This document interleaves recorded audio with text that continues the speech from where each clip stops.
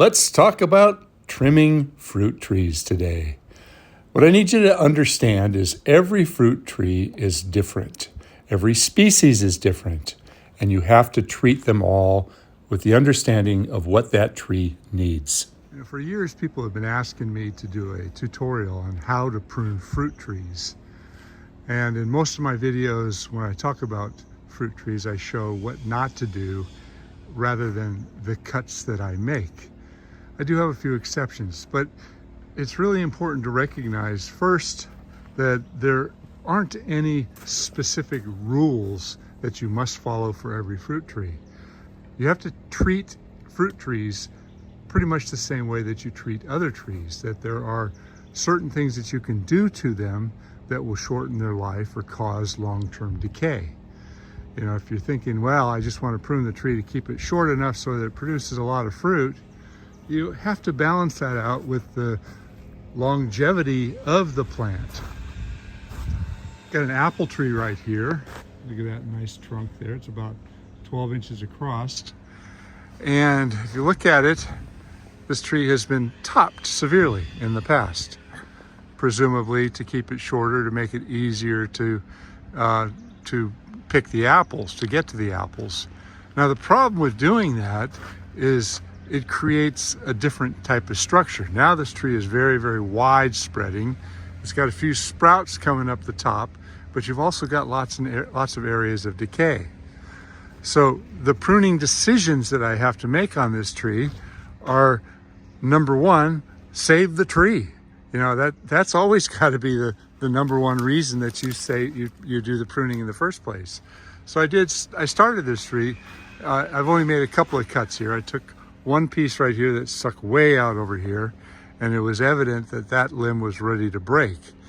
And I started looking at the tree, and if you look closely at some of these areas where there were some harsh cuts made in the past, there's just too much weight on this area of decay. That's going to continue to rot. So let's go to the inside of the tree and look inside here. Base of the tree looks pretty good. The trunk of the tree looks pretty good. Oh, look at that. The whole center of the tree is rotting out. You got fungus developing in here. And oh my gosh, look at this.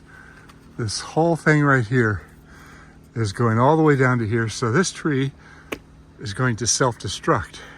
And look at how much of the tree is comprised on this serious weakness here. So the tree was pruned last year, and for some reason, whoever pruned the tree did not look at this and say, oh, I've got to get some drastic weight off of it. So I'm going to talk to the client before I do it, because it's going to really, really disfigure this tree. But if you don't do it, then this tree is just going to fall apart. The other option is to come down here and cut it all the way off down here, maybe cut below this, but I'm guessing that this spreads all the way down the trunk. But that would significantly disfigure the tree. So I think I'm going to try to retain some of this up here, even though it's ready to fall apart. And when I pull on it like that, I can see it moving. I can see this whole thing going. So now imagine it with a couple 100 pounds of apples up there. This area up and through here is much too thick as a result of being cut back a few times. I always get the obvious cuts done first. I take out all the dead wood, I take out all the crossovers, I lighten the congestion. And if you trim the tree in such a way as to preserve the integrity of the structure and preserve the shading that the tree produces up on the top, you don't want to open it up so much that the sun scald is going to cause the branches to die back. You know, people are always wanting me to show step by step by step, but really you have to look at each area and make decisions. You know, one thing the woman did say to me, which is not going to happen, is she has a grandchild that likes to come pick the apples, so leave some of these low branches. Well, that weakness up there means that this branch and this branch, I might be able to leave a little bit over there, but not much. So another really important thing to know when you're pruning fruit trees is you better damn well know how to identify the fruit trees that you're working on. Now, you don't have to know exactly which cultivar it is, but I'm showing you this tree right here, and I want you guys to tell me what you think it is. You know, don't just say it to yourself or write it in the comments or whatever, but I can look at this and I see it and I know exactly what it is. There aren't any leaves on it, but I recognize it based upon the bark, the shape, the way that the tree grows, and to me, it's very, very clear. You know, it's got very, very unique characteristics to it. And in identifying what type of tree it is, you can understand better the different characteristics that that species is prone to. This is a stone fruit. It's an apricot. And apricot trees are notorious for having an abundant amount of fruit on them sometimes, which causes them to break. Now, this tree has had some pruning done in the past, and I'll show you the pruning cuts. There was a cut made here, so it branched off into two. Then there was a cut made here, and it branched off into two. I don't see anything. I think, yep, there was a cut, and it's branching off into two. Here's a cut, so it branched off this way. Here's a cut, and it branched off this way. So every time that you make a cut, it typically branches off into two. There's one up there that's drying out. All these little bags on the tree, the client was having problems with rodents, so she went so far as to put little bags around the fruit to try to protect it. Now, the reason I'm pointing this out to you is when you make a cut and it branches in two, so imagine this, a cut, two, cut, four, cut, 8. When you do that, you end up with multitudes of fruiting spurs or areas that are going to produce fruit. Now, in a way, that is good because that's going to give you a larger crop on a smaller tree. But you can go overboard, and you have to remember to lighten the load on each of these areas. Occasionally, you have to, if there's two, you got to get one of those out of there completely, if that makes any sense. But start by looking at the trees that you're about ready to prune and see what's happened in the past. You've got water sprouts that are coming up, but here's a cut and it's two. Here's a cut and now there's two. So I can go up and go cut, and shape it all the way back, but then the new growth will come out in masses. So what I would do with this one is because there's so much, is I'd probably eliminate, I'd probably get this one, and this one out completely, get the dead out, and then lighten the load and then trim back what's left. In doing so, you're allowing the tree to continue to thrive. It'll produce a fair crop, not an overwhelming crop. But clients always like to have their trees brought down. You don't necessarily have to do it, but if it's hard to pick the fruit, then people don't like the fruit trees. So sometimes you have to balance out what's best for the tree and what's best for the client. But I wouldn't make really, really hard cuts. I'd make lots of little cuts and a few thinning cuts up through there. So when I'm all said and done, it'll be probably 10 feet tall all the way around. We've got another tree in the back right here. I know what type of tree that is. That's kind of hard to see in the video there. That's a plum tree. Now there's a lot of problems with that plum tree. Making these decisions for this tree, recognize the problems first. When you see branches that are drying out or full of bugs, that's an obvious decision. Get rid of all of those first.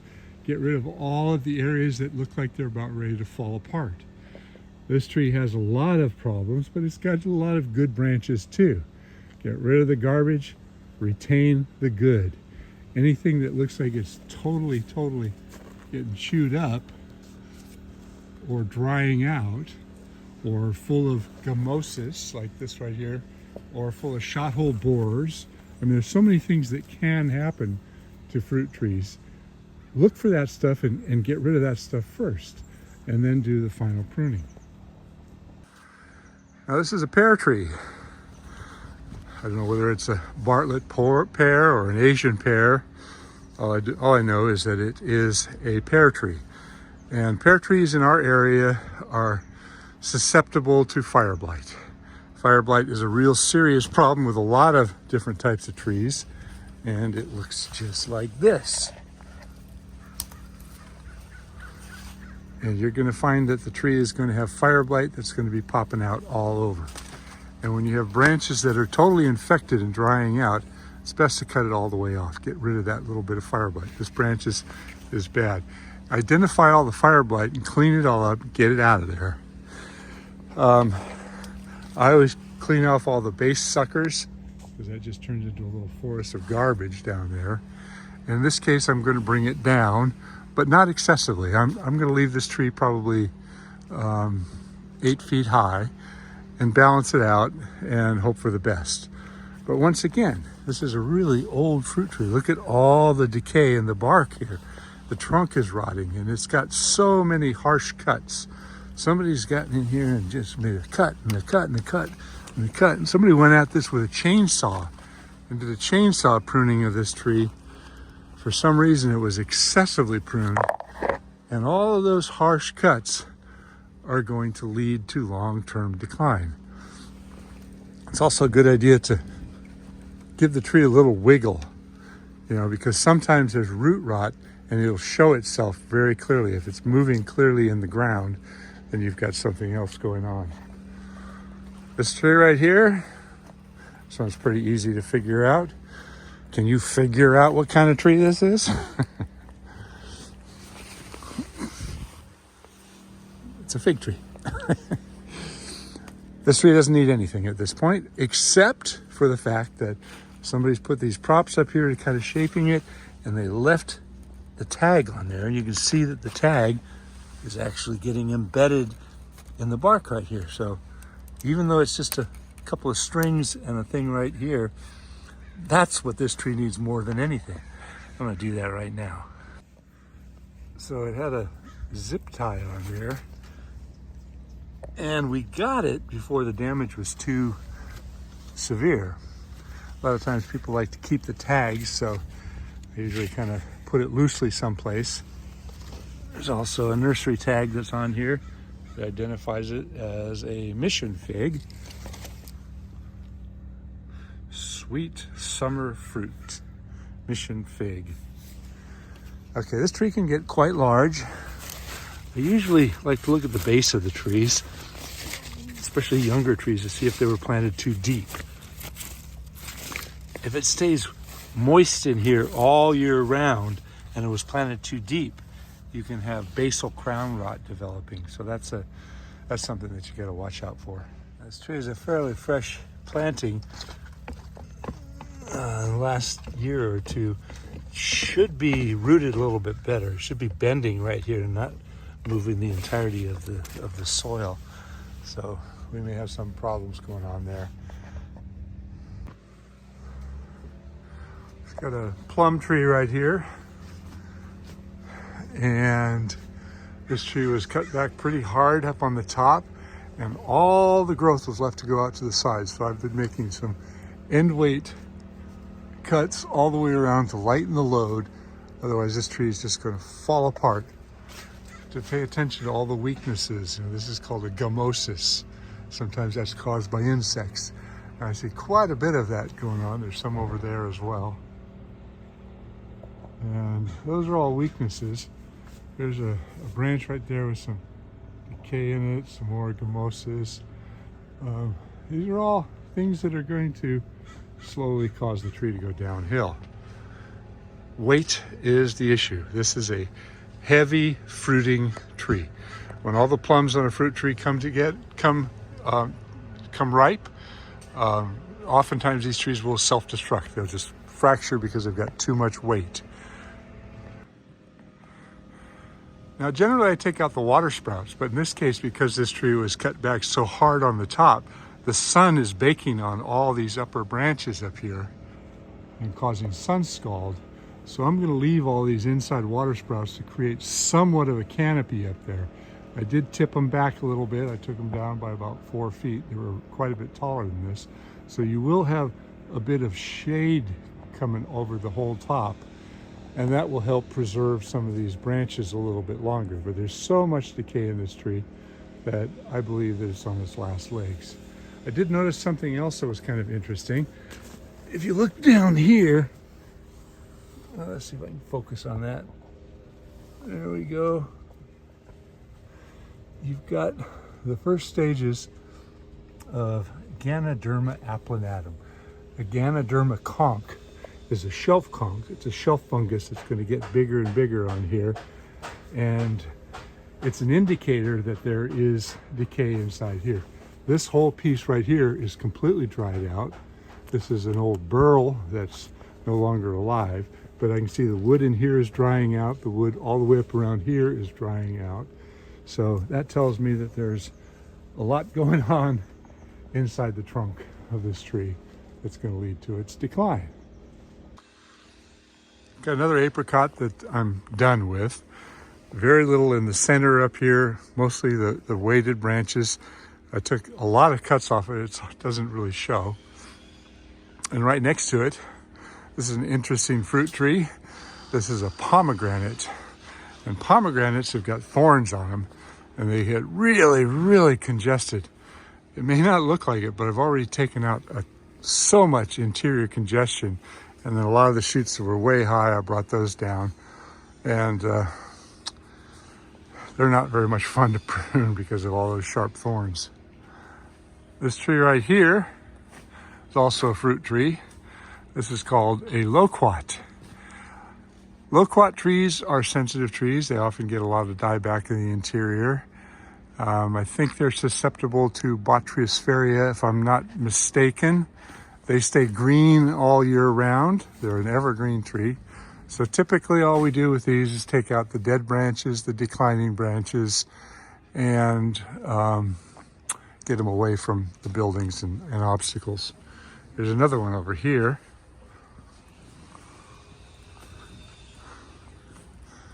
This is also a loquat. I've already finished this one. We took all the dead out of it, raised it up a little bit. It was hanging all over the building, so we got it off the roof. This fruit tree right here is a really sad one. Let's see if you can recognize this one. The buds are very unique on this type of tree.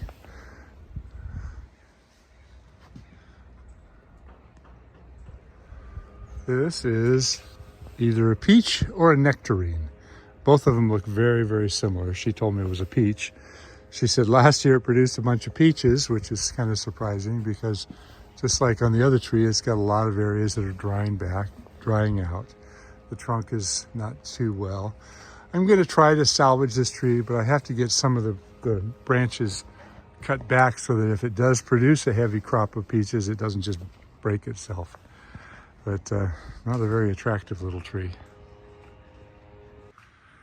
Now this is also a fruit tree, but it's planted mostly for ornamental looks. This is a purple leaf flowering plum, and this one has dropped all of its leaves off. There's one over there adjacent to the Brazilian pepper. This one still has some leaves left on it, so you can see the color. But it's a real pretty plant. It does produce small, about cherry-sized purple plums. They're not bad. They've got a big, fairly big seed inside. Some of them are kind of yellow colored. Sometimes they're purple. There's multiple cultivars of this particular plant. Typically, I don't like to reduce these much unless they're interfering. In this case, I took a few cuts because they were hanging on the roof here. Raised it up. Some of the branches over here were hanging down over the walkway. Cleaned out some of the dead wood, and that's it. That tree is done. Let it grow natural. Let it be as the way it is intended to be. And finally, the last tree that I want to talk about is this one right here. I could play the guessing game. Hopefully some of you guys are saying what you think it is before I say it. The bark is very distinct. The shape of the tree is very distinct. They're more of a upright growing plant. This tree's already had a few pruning cuts done to it up in the top. There's a cut and a cut and a cut and a cut. You know, it looks like there was one right here.